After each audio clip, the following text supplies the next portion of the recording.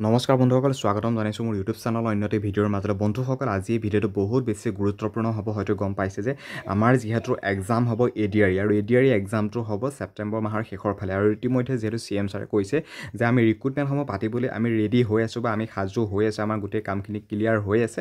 আমি খুব কম দিনৰ ভিতৰতে ৰিক্ৰুটমেণ্টটো পাতিম আৰু এইকেইদিনত নাপাতে। বৰ্তমান যিহেতু সমস্যাটোৰ কথা গম পাইছে, বৰ্তমান যিহেতু বানপানীৰ সমস্যা আৰু এই সমস্যাখিনি শেষ হোৱাৰ পিছতে আমি ৰিক্ৰুটমেণ্টসমূহ পাতিম আৰু 15 আগষ্টৰ আগত কোনো ধৰণৰ একো ৰিক্ৰুটমেণ্ট নাপাতে আৰু 15 আগষ্টৰ পাছত পাতিব এই ৰিক্ৰুটমেণ্টসমূহ। আৰু পোনপ্ৰথমতে থাকিব পুলিচৰ, আৰু পুলিচৰ ৰিক্ৰুটমেণ্টটো শেষ হোৱাৰ পিছতেই মানে ছেপ্টেম্বৰ মাহৰ শেষৰ ফালে আমাৰ ADRE এক্সামটো কণ্ডাক্ট কৰা হ'ব। আৰু ADRE এক্সামটো কথা গম পাই বহুতে এপ্লাই কৰিছে, বহুত লাখ কেণ্ডিডেট এবাৰ এপ্লাই কৰিছে। আৰু যোৱাবাৰ যিসকল কেণ্ডিডেটে ADRE 3rd গ্ৰেড 4th গ্ৰেডত ছিলেকশ্যন পোৱা নাছিল, যিসকলে অকণমান কম মাৰ্কৰ কাৰণে ওলাই আহিব লগা হৈছিল, তেওঁলোকৰ কাৰণে এইবাৰ মানে যিটো আমাৰ এক্সাম পাতে এই এক্সামটো বেছি টাফ হ'বলৈ গৈ আছে। কাৰণ যিসকলে যোৱাবাৰ ছিলেকশ্যন পাই থকা নাছিল, এইবাৰ তেওঁলোকে এক্সামটো দিব। এইবাৰ কোৱালিফাই যে তেওঁলোকেহে কৰিব তেনেকুৱা নিচিনা হৈ আছে। মানে ইমান কম্পিটিশ্যন হাই হ'বলৈ গৈ আছে। কাৰণ যোৱাবাৰ এক্সামটো 26,000 পোষ্ট ওলাইছিল আৰু এইবাৰ ওলাইছে 12,000।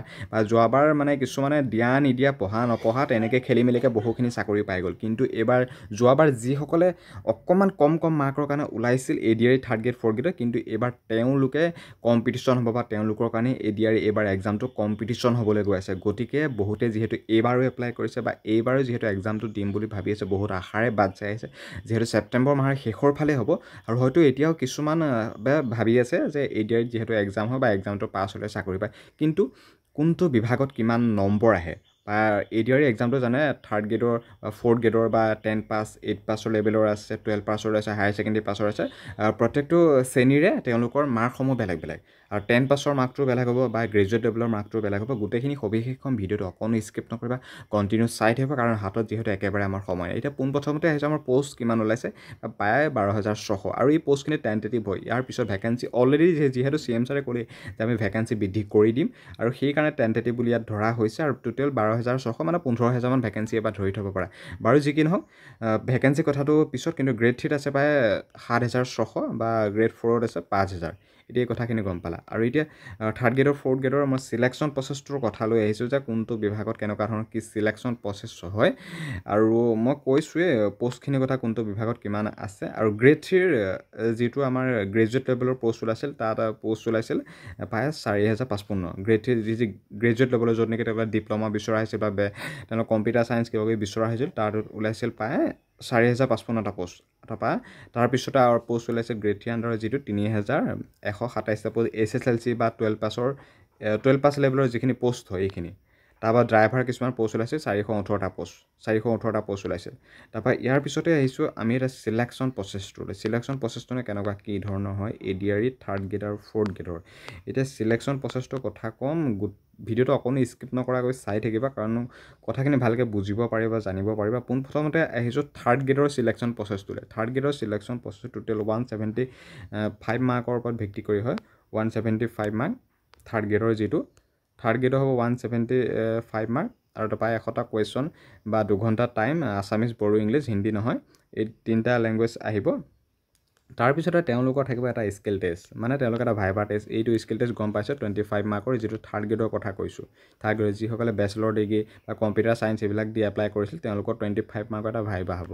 তাৰপিছতে আহিছোঁ এইটো 12 পাছৰ। 12 পাছটো এটা আছিলে, 12 পাছটো এইটো গম পাইছে হায়াৰ ছেকেণ্ডেৰী পাছৰ এক্সাম। যিসকলে হায়াৰ ছেকেণ্ডেৰী এপ্লাই কৰিছিলে তেওঁলোকৰ এক্সামটো ঠিক 150 মাৰ্কৰ হ'ব। হায়াৰ ছেকেণ্ডেৰী 150 মাৰ্কৰ আৰু 100টা কুৱেশ্যন, তাৰপৰা আছামিজ, বড়ো, ইংলিছ 2 ঘণ্টা টাইম সেইখিনি। তাৰপৰা হায়াৰ ছেকেণ্ডেৰীত যিসকল কেণ্ডিডেটে এপ্লাই কৰিছিলে তেওঁলোকৰ এটা 25 মাৰ্কৰ এটা স্কিল টেষ্ট লোৱা হ'ব। আৰু ইয়াৰ পিছতে আহিছোঁ 8 পাছ লেভেল। 8 পাছ টু 10 পাছ। 8 পাছৰ পৰা 10 পাছ লেভেলৰ যিসকলে এপ্লাই কৰিছিলে তেওঁলোকৰ হ'ব 135 মাৰ্কৰ এটা ছিলেকশ্যন প্ৰচেছ। 135 মাৰ্কৰ এটা ছিলেকশ্যন প্ৰচেছ। 2 ঘণ্টা টাইম থাকিব, আছামিজ, বড়ো, ইংলিছ লেংগুৱেজ, তাৰপৰা 100টা কুৱেশ্যন থাকিব। আৰু 8 পাছ টু 10 পাছৰ 135 মাৰ্ক ছিলেকশ্যন প্ৰচেছ। তাৰপৰা তেওঁলোকৰ এটা থাকিব আকৌ ভাইভা টেষ্ট। ভাইভাটো হ'ব আৰু ড্ৰাইভিং টেষ্ট অন ইণ্টাৰভিউটো টাইপ, যিসকলে ড্ৰাইভাৰ সেইটো কথা কৈছোঁ। 8 পাছ টু 10 পাছ আৰু 5 মাৰ্কৰ এটা ভাইভা টেষ্ট, এইটো গম পাইছে। বাকী গোটেই কথাখিনি এতিয়া নিশ্চয় জানিব পাৰিলে।